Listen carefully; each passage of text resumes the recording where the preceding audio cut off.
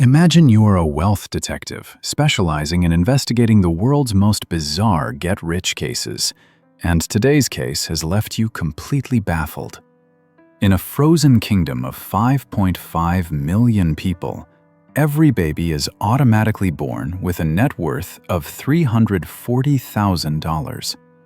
Their national coffers raked in $222 billion in 2024, equivalent to earning $7,000 every single second. But here is the weirdest part. This country, with the highest electric vehicle adoption rate on Earth, is simultaneously the world's third largest exporter of fossil fuels. They criticize carbon emissions on the UN stage while selling natural gas to all of Europe. Their sovereign fund refuses to invest in dirty coal companies, yet every single penny in the fund comes from oil revenue.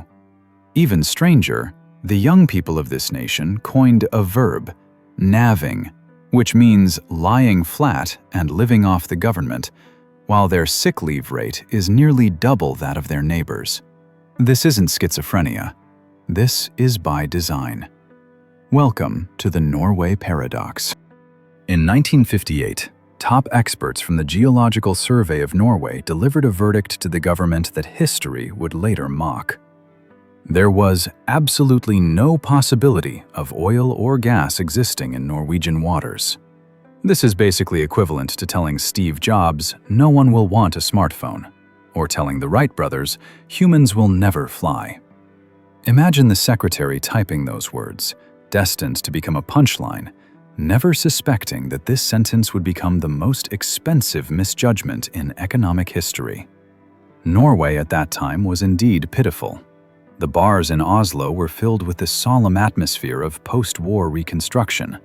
Cars required a government permit to purchase, and luxury was a moral sin. The entire country survived on three things: chopping trees, digging rocks, and fishing in the sea. But history loves to play tricks on experts.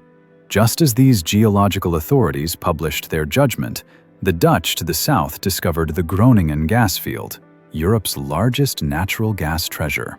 The problem is, geological formations do not politely stop at national borders. Why do the smartest experts make the stupidest mistakes? The answer lies in confirmation bias. When you face a stormy sea that looks worthless, your brain seeks evidence to support that judgment and ignores signs to the contrary. The North Sea looked like a body of water that was angry, dark, and ready to devour ships. Who could imagine that buried beneath this ocean grave lay a treasure worth trillions of dollars? American oil giants smelled an opportunity. Giants like Phillips Petroleum and Esso pounced on Norway like sharks starved for 3 days, bringing generous deals. Let us explore your useless frozen sea. We pay a nominal fee and then take all the oil. Sounds fair, right? It looks like a billionaire walking into a slum saying, "I'll help you renovate your house on the condition that if I find a gold mine, it all belongs to me." The oil company's calculations were shrewd. Even with only a 1% chance of success, investing millions of dollars was worth it, because once a massive oil field is discovered, the returns would be astronomical. But Norway had a lawyer named Jens Evensen who read the real rules of this game. While the oil companies were presenting flashy demos, Jens was studying the gray areas of international law. He found a key loophole. International laws regarding who owned the continental shelf were vague. So he did something extremely bold. He unilaterally declared that the entire Norwegian continental shelf belonged to Norway. This was equivalent to a poor kid going all in at the poker table while everyone else thought he was bluffing. In a UN conference room, this lawyer from a small Nordic country pointed at a map and said, "Everything north of this line is ours." The reaction from the rest of the world? They shrugged. "Fine, Jens, whatever you say. Enjoy your wet rocks." Because in that era, the seabed was considered a worthless wasteland. Jens's declaration looked like a poor man declaring he owned the moon, harmless and meaningless. But this seemingly absurd legal gamble later proved to be one of the shrewdest strategic moves in human history. On December 23, 1969, Phillips Petroleum had drilled 37 dry wells and decided to give up. But the contract had a vicious clause. Pulling out early required paying a massive penalty. Drilling one last well was cheaper than paying the penalty, so they sent the Ocean Viking to Block 24, purely to fulfill the obligation, with absolutely no hope. The North Sea on Christmas Eve looked like an apocalyptic scene: 50-foot waves, freezing rain, and 20 hours of darkness. The workers just wanted to go home for the holidays. Then, at 2:30 p.m. on December 23rd, the pressure gauge went crazy. The sample they pulled from underground was soaked in oil, not just a little bit, but completely saturated. They had just drilled into the Ekofisk field, one of the world's largest offshore oil fields, with reserves exceeding 7 billion barrels. A telegram was sent to Oklahoma. "Merry Christmas! We just found Aladdin's lamp." The executives thought it was a prank. But this wasn't a miracle.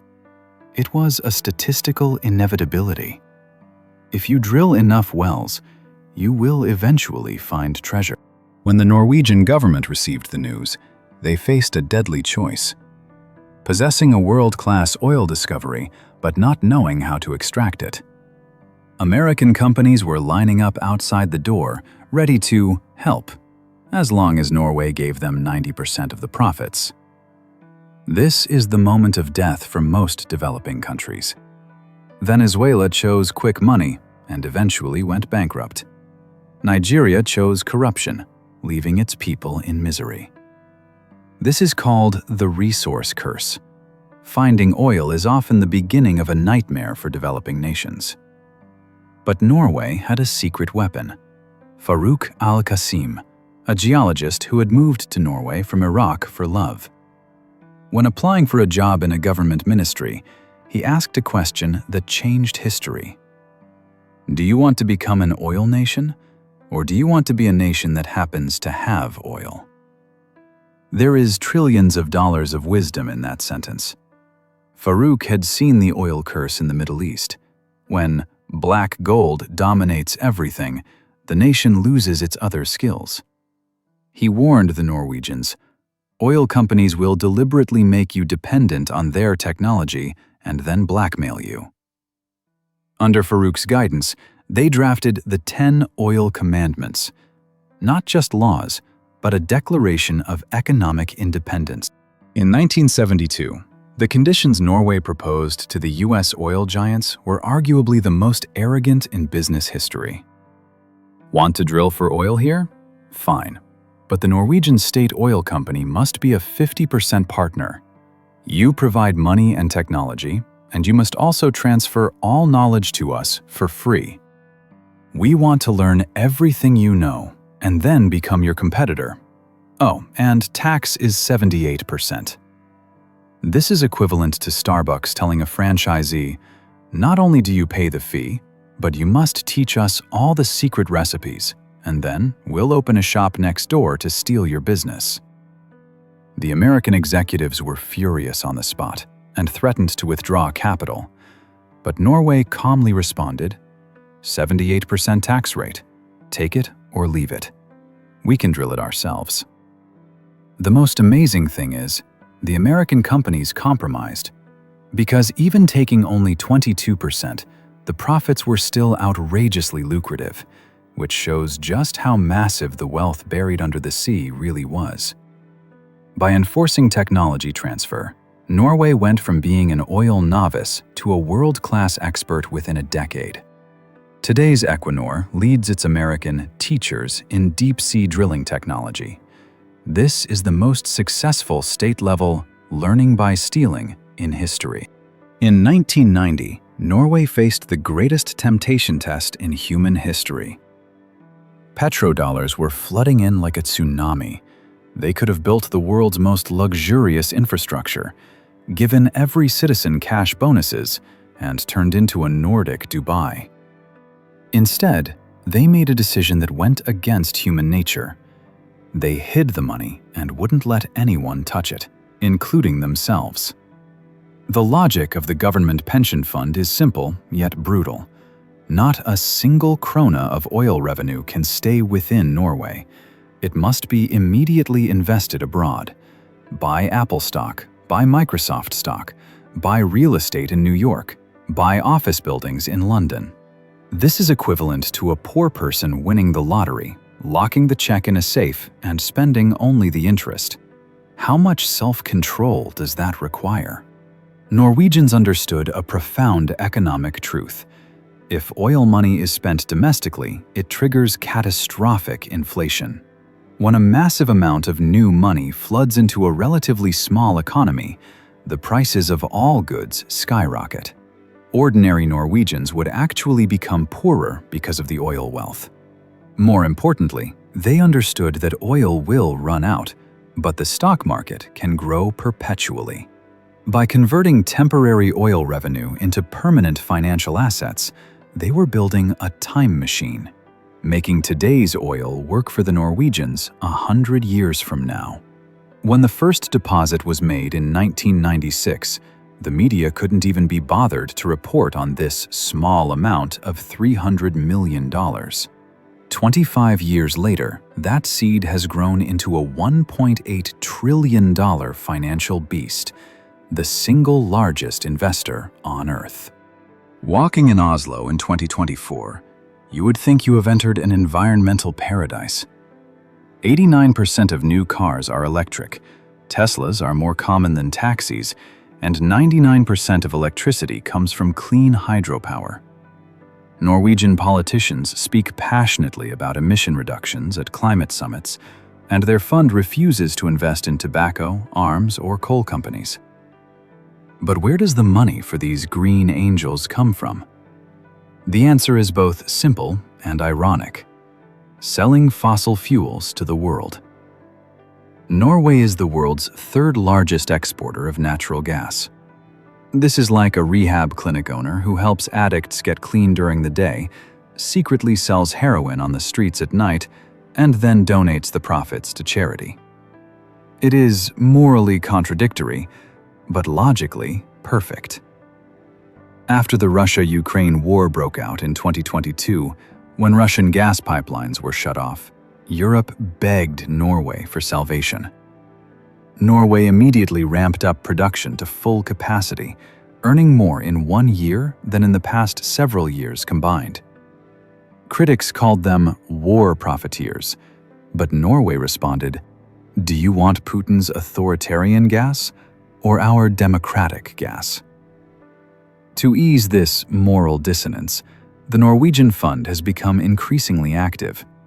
They hire philosophers and lawyers to form an ethics committee specifically to review the morality of investments. When the Norwegian fund announces divestment, the stock prices of those companies often drop in response, and other investors follow suit. So you see a charming split personality, frantically extracting fossil fuels on one side, while using the profits to force global companies to become greener on the other. This is a brilliant strategy of using the proceeds of the old economy to buy influence in the new economy. Any detective who studies wealth knows. Wealth often destroys the next generation that inherits it. Norway is experiencing the national version of this curse. The data is brutal. Norwegians take an average of 11.7 sick days, almost double Sweden's 6.4 days, and triple Denmark's 4.0 days. This isn't because Norwegians have poorer health. The three countries share similar genes, climates, and healthcare systems. The only difference is the level of wealth and the generosity of social security. Young Norwegians have created the verb naving, lying flat and being supported by the government. You will hear 19-year-olds in Oslo cafes saying, "I don't want to go to college. I'll just nav for a year." The Norwegian welfare system is the most generous in the world.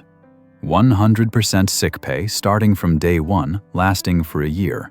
free university education, and almost free healthcare. This safety net is so tight that the consequences of personal failure become negligible. High salaries in the oil industry hollow out talent in other sectors. Why earn 40,000 kroner as a teacher when you can make 100,000 as an oil engineer? The contrast is cruel. Sweden gave the world Spotify, IKEA, and Minecraft. Norway gave the world oil and the Opera browser. When survival is no longer a threat, the drive for excellence disappears with it. This is the ultimate puzzle of all affluent societies. There is an old saying, "Hard times create strong men create good times create weak men, and weak men create hard times." Norway is currently deep in the good times phase, and cracks are starting to show. The investigation ends here, and the truth of the Norway Paradox surfaces. The core of this case is not oil, but a more fundamental human trait, the capacity for delayed gratification. Hand 100 countries the same oil discovery. 70 will self-destruct through corruption, 20 will decline due to Dutch disease, and 9 will squander it all. Only 1 will do what Norway did. The difference is not in geology, but in character. Norway's success required 3 rare conditions to exist simultaneously: trust, foresight, and cultural homogeneity. People trust the government not to steal the money. Leaders plan for 50 years down the line, and society values collective, long-term interests. When these exist together, collective rationality is produced. The entire society can make decisions that are counterintuitive but serve long-term interests. In most countries, if the government said, "We'll save the money and not touch it for 50 years, only spending the interest," the people would riot. "Give us the money now." In Norway, people said, "That sounds wise." The real formula for Norway's success. First is sovereignty, telling multinational corporations, "You work for us." Second is discipline, converting current income into future income streams. Finally, it is trust, establishing institutions that allow all parties to trust one another. The result? Norway didn't become an oil country, but rather an investment country that happens to possess oil. The fund's annual return now exceeds oil revenue, which means even if oil production stopped tomorrow, Norway could maintain its current standard of living. This is the ultimate victory of delayed gratification, converting limited resources into infinite income streams. Norwegians understand the ancient wisdom. The best time to plant a tree was 20 years ago. The second best time is now. They planted the seed in 1990, and now they are enjoying the towering tree. Norway's wealth secret isn't what they dug up, but what they built. They dug up oil, but they built trust, discipline, and foresight. Those are the true treasures worth trillions of dollars. This small Nordic country proved an ancient truth. The greatest wealth isn't what you own, but what you don't spend. The strongest nation is not the one that consumes the most resources, but the one best at preserving and growing wealth. Now, when other countries face a windfall, they all ask, "Can we do as well as Norway?" Most of the time, the answer is no, because the Norway model requires not just the right policies, but the right culture. But that doesn't mean we should give up trying. Norway proves that human society can indeed achieve collective rationality and sacrifice short-term satisfaction for long-term benefits. The existence of this possibility is itself the greatest affirmation of human nature. If you find any unexpected wealth in your pocket, remember the lesson of Norway. The smartest way to spend money is often not spending it. In a world where instant gratification has become the norm, this wisdom is more precious than any oil. The most valuable wealth Norway leaves to the world? A living case study on how to stay sane while being rich. If you want to know another story of creating miracles without oil, wait for our investigation on Singapore, the legend of transforming from a fishing village into a financial center. Don't forget to like and subscribe. The Wealth Detective's next case is already on the way.